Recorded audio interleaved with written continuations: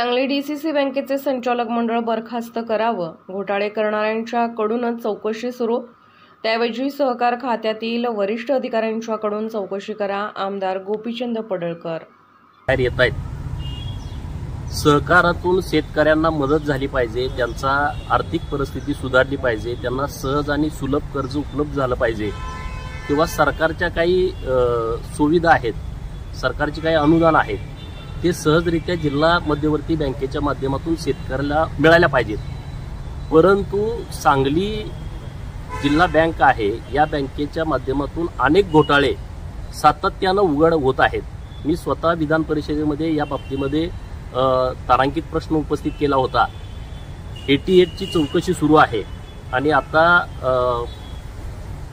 19/4/2024 पत्र आहे सहकार आयुक्तांचं आणि डॉक्टर प्रिया दळणर यांची नेमणूक केलेली आहे की जवळपास 50 कोटी रुपये जो काही फ्रॉड झालेला आहे चुकीच्या पद्धतीनं, त्याची जबाबदारी निश्चित करणं आणि त्यांच्यावरती कारवाई करणं। आता तर शाखांच्या मधून मोठा भ्रष्टाचार झाल्याचं उघड झालेलं आहे। फक्त 6 शाखांची माहिती समोर आलेली आहे। जवळपास 219 शाखा सांगली जिल्हा मध्यवर्ती बँकेच्या सांगली जिल्ह्यामध्ये आहेत। जर 6 शाखांमध्ये इतक्या कोटीचा घोटाळा झाला असेल तर अन्य शाखांची चौकशी केल्यानंतर काय परिस्थिती होईल। आणि म्हणून आपल्या माध्यमातून मी सहकार आयुक्त असतील, सहकार मंत्री असतील यांच्याकडे अशी मागणी करतोय की आता जो घोटाळा झाला आहे त्याची चौकशी तुम्ही जिल्हा बँकेच्या अधिकाऱ्यांच्याकडून करताय।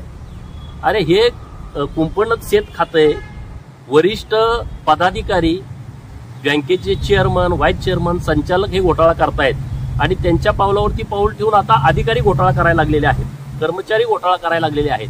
आणि मग तुम्ही त्यांच्याकडून त्यांची चौकशी करण्यात काही उपयोग नाही, तर सहकार खात्याच्या वरिष्ठ अधिकाऱ्यांकडून या सगळ्या बाबतची चौकशी नीटपणे झाली पाहिजे।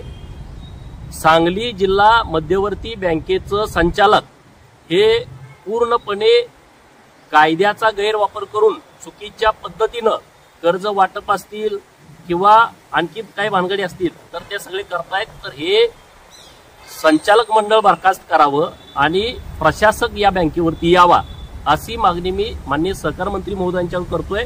खरं तर त्यांनी हा विषय अत्यंत गंभीरपणे घ्यायला पाहिजे, नाहीतर कुठल्या नेत्याच्या नेतृत्वाखाली बँक आहे मग ते काय म्हणतील असल्या कुठल्याही भानगडीत न पडता त्यांनी तात्काळ या विषयाकडे गांभीर्यानं लक्ष दिलं पाहिजे। माननीय जिल्हाधिकारी सांगली यांची जबाबदारी खरं यामध्ये आहे, कारण हे सरकारी अनुदान आहे जे दुष्काळीग्रस्त शेतकऱ्यांना मिळतं, जे अवकाळीचं अनुदान मिळतंय, विम्याचं अनुदान मिळतंय, तर हा सरकारी पैसा आहे आणि तो बँकेमध्ये होता। एक तर तो शेतकऱ्याला मिळाला पाहिजे होता, जर शेतकरी तिथं आले नसतील तर तो सरकारकडे परत जायला पाहिजे होता। परंतु वर्षानुवर्षे हे पैसे त्या खात्यावरती पडून राहत आहेत आणि त्याच्याकडे जर प्रशासनाचं दुर्लक्ष असेल तर ही गंभीर बाब आहे। माननीय जिल्हाधिकारी यांनाही माझी विनंती आहे की आपण सुद्धा आपल्या अधिकारामध्ये या सगळ्या विषयाची चौकशी करून कारवाई करण्याच्या संदर्भामध्ये तुम्ही वरिष्ठांशी बोललं पाहिजे, ही मागणी माझी माननीय जिल्हाधिकारी महोदयांच्याकडे आहे। घोटाळा होण्याचं कारण काय आहे? 15-15, 20-20 वर्ष तेच अधिकारी त्याच टेबलला आहेत। हे संचालकांचे जवळचे नातेवाईक आहेत, चेअरमनच्या जवळचे नातेवाईक आहेत, त्यामुळे ही सगळी परिस्थिती उद्भवलेली आहे। ज्या अधिकाऱ्यांना, ज्या कर्मचाऱ्यांना 3 वर्ष पूर्ण झालेले आहेत त्या सर्वांच्या सरसकट बदल्या झाल्या पाहिजेत आणि त्या तात्काळ जिल्हा बँकेच्या माध्यमातून कराव्यात अशी मागणी आपल्या माध्यमातून मी करतो।